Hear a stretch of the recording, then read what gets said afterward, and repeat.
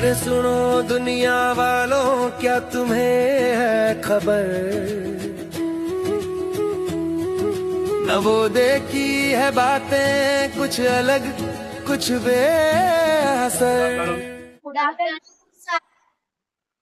तो कल क्लासेज आपको देखा था, पढ़े क्या था कल का टॉपिक, और हाँ हम लोगों ने क्या पढ़ा था? भाषा, क्या पढ़ा था? भाषा परिवार, भाषा परिवार पढ़ा था ना। तो भाषा परिवार में कौन सी टॉपिक आपको नहीं समझ में आई? तो एक बार इसको हम लोग क्या करेंगे, उसी टॉपिक को लेते हैं और पीछे का रिवाइज करते हुए नए क्लास को शुरू कर दें। क्या शुरू किया जाए? कल के जो टॉपिक पढ़ाए गए तो उसमें किसी को दिक्कत है? जैसे हम लोगों ने कल क्या देखा था, मातृभाषा। मातृभाषा किसे कहते हैं अभिजीत बताएंगे।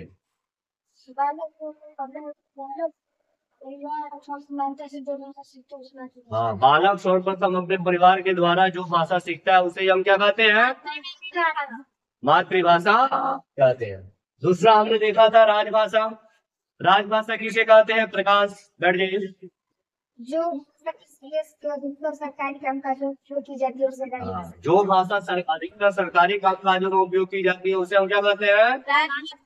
राजभाषा कहते हैं। तीसरा था राष्ट्रीय भाषा। राष्ट्रीय भाषा किसे कहते हैं? श्रेया। अपने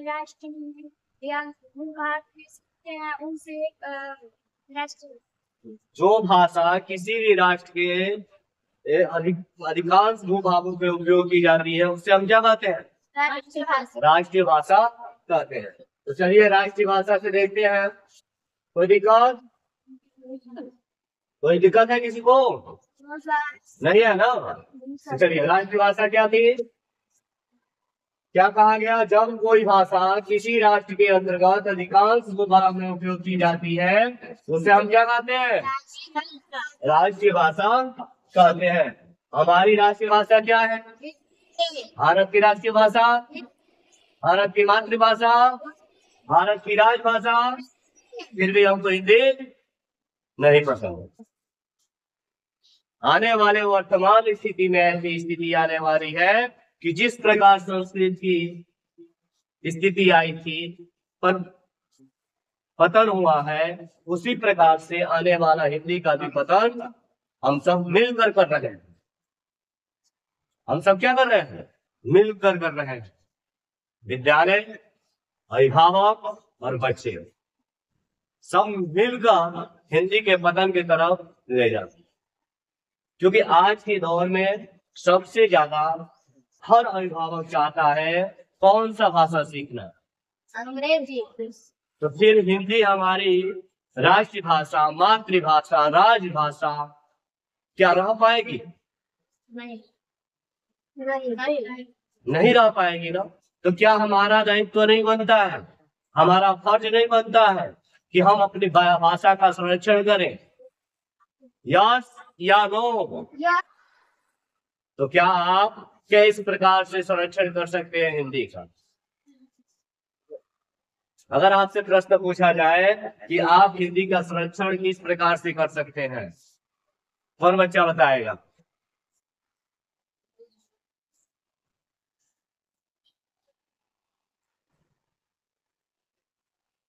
हिंदी का संरक्षण करने का मतलब है कि हम हिंदी को अच्छी तरीके से पढ़ें, ज्ञान अर्जित करें, जाने, ज्ञान इतना ज्यादा अपने अंदर भंडारित करें कि आने वाले पीढ़ी को भी हम अपने ज्ञान का संचार कर सके, उनको दे सके, बता सके, तब न हम हिंदी को सुरक्षित कर पाएंगे। जब हमारे पास हिंदी का ज्ञान नहीं रहेगा तो हम आने वाली पीढ़ी को क्या ज्ञान देंगे? अगर हम आपको हिंदी पढ़ा रहे हैं इसका मतलब हमारे शिक्षकों ने क्या किया? हमको हिंदी का ज्ञान दिया। हम एक शिक्षक बन के आपको हिंदी का ज्ञान दे रहे हैं। आप एक स्टूडेंट बन के जिस प्रकार से हमने स्टूडेंट बनकर अपने शिक्षकों का सुना, जाना, आज हिंदी के क्या है, शिक्षक के तौर पे काम कर रहे हैं और आपको बता रहे हैं हिंदी के बारे में। तो आप भी जब अच्छे से पढ़ेंगे, ज्ञान अर्जित करेंगे, तो आने वाली पीढ़ी को एक अच्छा ज्ञान दे पाएंगे। क्योंकि आप क्या पढ़ रहे हैं, व्याकरण, और व्याकरण हमें क्या बताता है, शुद्ध लिखना, शुद्ध बोलना और शुद्ध पढ़ना। क्या आप हिंदी को शुद्ध रूप से नहीं लिखना चाहते हैं? क्या आप शुद्ध रूप से पढ़ना नहीं चाहते हैं? क्या कि शुद्ध रूप से बोलना नहीं चाहते? चाहते हैं ना? तो आपको पहले क्या करना पड़ेगा, शुद्ध रूप से सीखना पड़ेगा। जो चीजें बताई जा रही हैं, जो चीजें पढ़ाई जा रही है, अच्छे तरीके से पढ़िए, उसको भंडारित कीजिए कि आने वाले पीढ़ी को आप हिंदी को दे पाए और हिंदी का संचारण आगे भी चलता रहे। अगर आपको ज्ञान नहीं होगा तो आप अगले पीढ़ी को ज्ञान दे पाएंगे? आने वाले बच्चों को हिंदी में बतियाएंगे, इंग्लिश में बतियाएंगे? इंग्लिश में बतियाएंगे। तो हिंदी हमारी राष्ट्रीय भाषा, मातृभाषा, राजभाषा ना हो पाएगी है? तो अपनी भाषा का भी सम्मान करना है हमारे लिए आवश्यक है। हम किसी भाषा का विरोध नहीं करते। ये नहीं है कि आप इंग्लिश मत सीखिए, इंग्लिश सीखिए, क्योंकि हमारी इंटरनेशनल भाषा, ठीक है। लेकिन साथ साथ अपनी राष्ट्रीय भाषा, राजभाषा और मातृभाषा का भी सम्मान कीजिए। क्या राइट या रॉन्ग? चले, अगली बात आती है अंतर्राष्ट्रीय भाषा की। अंतर्राष्ट्रीय भाषा भी सिखाई जा रही है, बताई जा रही है कि अंतर्राष्ट्रीय भाषा क्या है।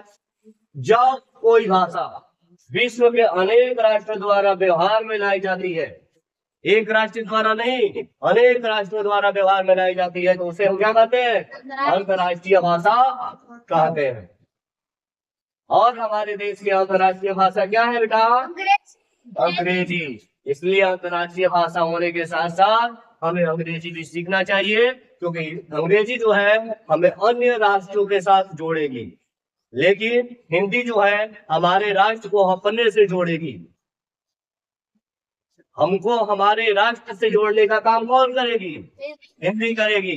लेकिन हमको अलग और किसी राष्ट्र के साथ जुड़ने का काम कौन करेगी? अंग्रेजी करेगी। इसलिए बेटा अंग्रेजी पे भी ध्यान आपको देना है, लेकिन हिंदी में कुछ ही क्षण आपको देना है, कुछ ही पल लेना है, जिससे आप हिंदी को जान सकते हैं।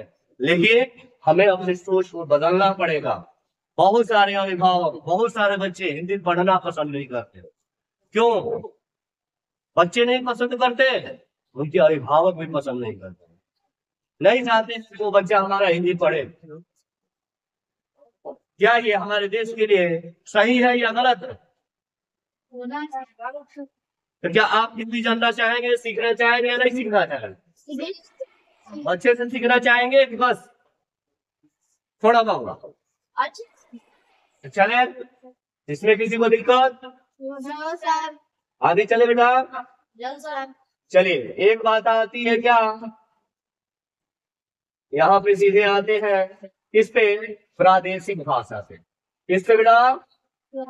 प्रादेशिक भाषा। प्रादेशिक भाषा क्या होती है? जैसे प्रदेश को जानते हो, स्टेट, सब स्टेट के अलग अलग भाषा होती है। अब जैसे हमारा यूपी है, उत्तर प्रदेश में कौन सी भाषा बोली जाती है? हिंदी। और बोली की बात करें तो भोजपुरी बोली जाती है, अवधी बोली जाती है, ब्रज भी बोली जाती है, अलग अलग क्षेत्रों में अलग अलग भाषाएं बोली जाती है। तो यहाँ पे ये चीजें देखेंगे कि प्रादेशिक भाषा किसे कहते हैं। आपसे पूछा जाए कि बेटा प्रादेशिक भाषा किसे कहते हैं, बताएंगे? बताइए। प्रदेश में बोली जाने वाली भाषा को। हाँ, वेरी गुड।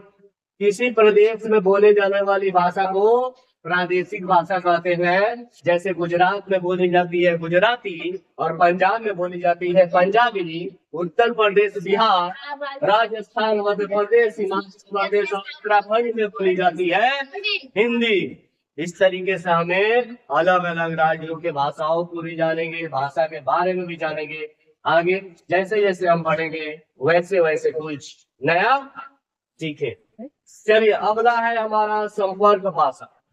संपर्क भाषा किसे कहते हैं? संपर्क भाषा किसे कहते हैं? चले, वह भाषा जिसका प्रयोग देश के निवासी परस्पर संपर्क के लिए करते हैं उसे संपर्क भाषा कहते हैं। देश के निवासी जो भारत के अंदर है, एक दूसरे से संपर्क करने के लिए जिस भाषा का उपयोग करते हैं उसे हम क्या कहते हैं? संपर्क भाषा। और हमारे संपर्क भाषा के रूप में मानी जाए तो क्या है? हम एक दूसरे से अधिक संपर्क स्थापित करने के लिए किस भाषा का उपयोग करते हैं? हिंदी की। तो हमारे देश की संपर्क भाषा क्या है? हिंदी है। एक दूसरे का जोड़ने का काम कौन करती है? हिंदी करती है। ठीक है। अब कह रहे हैं कि भारत की मान्यता प्राप्त भाषाएं कितनी है? कितने भाषा को भारत के संविधान द्वारा मान्यता दी गई है? तो 22 भाषाओं को भारतीय संविधान में 22 भाषाओं को मान्यता दी गई है, जो इस प्रकार है। किस प्रकार है? पहला हिंदी, दूसरा संस्कृत, तीसरा चौथा गुजराती, पांचवा चौथा छठा सातवां आठवां नौवां 10वां 11 12 13 14 15 16 17 18 19 20 21 22। आप 22 भाषाओं को क्या आपको भी याद होना चाहिए कि नहीं होना चाहिए? एकदम याद रखना है। अगली बात करते हैं किसकी? बोली की। बोली किसे कहते हैं? बहुत बढ़िया। भाषा के क्षेत्रीय रूप को क्या कहते हैं? बोली कहते हैं। ये छोटे से क्षेत्र में बोले जाने वाली होती है। ये स्थायी रूप होता है। इसका क्या है? इस भाषा का स्थायी रूप है। स्थानीय रूप है, स्थायी नहीं है। क्या है? स्थानीय रूप है। स्थानीय यानी छोटे से क्षेत्र में बोली जा रही है। जैसे हम लोग अपने यहाँ बोलते हैं भोजपुरी का हो खैरा, बोलते हैं ना। आप स्कूल से घर जाते हैं तो भोजपुरी का उपयोग करते हैं कि हिंदी का? सिंपल सी बात है। तो ये क्या है? इसका क्षेत्र जो होता है सीमित होता है। अब जो भोजपुरी है क्या पूरा इंडिया में बोली जाती है? नहीं बोली जाती है। इसी तरह जैसे हरियाणा, हरियाणा में क्या बोली जाती है? हरियाणा। राजस्थान में और भोजपुरी कहाँ बोली जाती है? बिहार। मैथिली कहाँ बोली जाती है? बिहार। कन्नौजी उत्तर प्रदेश। ऐसे आपके तमाम बोलियां हैं जो अलग अलग राज्यों में बोली जाती है। आगे आने वाले एग्जाम में उन सब के बारे में हम धीरे धीरे जानते जाएंगे। यहाँ तक किसी को दिक्कत है? अगला देखिए, कह रहा है कि बोली की विशेषता क्या होती है? कहा जाता है कोस कोस पे बदले पानी, चार कोस पे बदले वाणी। कोस कोस पे बदले पानी, चार कोस पे बदले वाणी। यानी कि एक कोस पे क्या होता है? पानी का स्वाद बदल जाता है और चार कोस पे बोली का तरीका बदल जाता है। यानी बोली का स्वाद बदल जाता है। अभी कितने लोगों का यहाँ से जुड़ा हुआ हमारा बिहार में ननिहाल भी होगा? है किसी का? हाँ, सब बिहार में जाते होंगे तो वैसे बोलते हैं। हम ही लोग जैसे बोलते हैं, खेंगा होंगे करा लेते। ठीक है, चलिए चलते हैं बोली की विशेषता की ओर। बोली एक छोटे से क्षेत्र में बोली जाती है और इसका क्षेत्र क्या होता है? सीमित होता है। दूसरा, बोली को सरकारी कामकाज में प्रयोग नहीं किया जाता। बोली को सरकारी कामकाज में प्रयोग किया जाता है, जानते हो, तहसील में लिखते हो, भोजपुरी में। यह किसी क्षेत्र विशेष में ही वहां के निवासियों द्वारा मौखिक रूप से विचारों को आदान प्रदान करने के माध्यम होती। किसी को दिक्कत है यहाँ तो बता, नहीं दिक्कत है तो बढ़िया से यही तक रहने देते हैं। फिर मिलेंगे अगले क्लास में इसके आगे की चीजों को जानेंगे।